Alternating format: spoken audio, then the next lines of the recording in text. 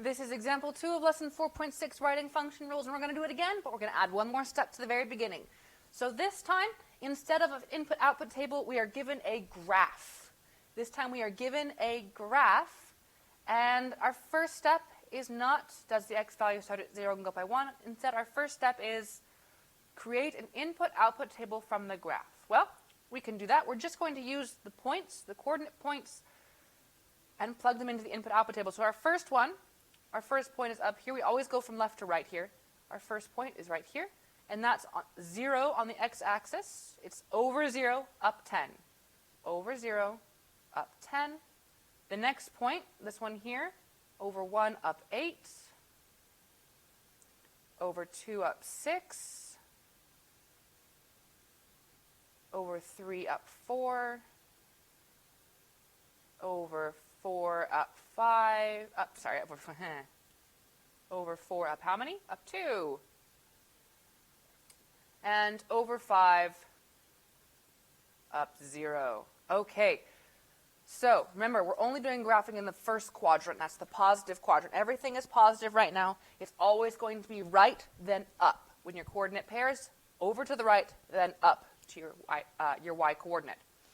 So now we ask our questions that we asked last time. Did the x value start at 0 and go up by 1? Yes. Yes. Okay.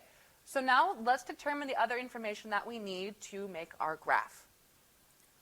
We need our start value. When x equals 0, y equals what? This is our y-intercept. As you can see on the graph, where on the y-axis does our graph start?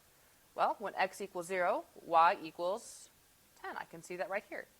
So our start value is 10. All right? And when y goes up by 1, when x goes up by 1, as we go over on our graph to the right, how much are we going up or down?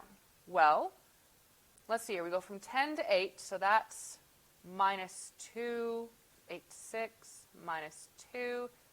Looks like we're doing minus 2 all the way down. So we are decreasing, or goes down by 2. All right, so now we have enough information to make our function rule. Y equals our start value, which is 10.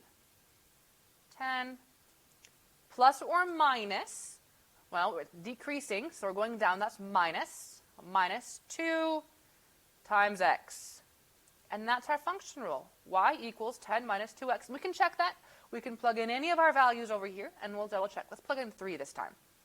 So 10, y equals 10 minus 2 times 3. We're just plugging in an x value.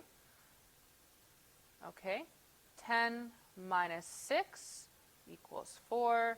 So when I plug in 3, I should get 4. And look at that, I do. So we have our function rule, and that's it.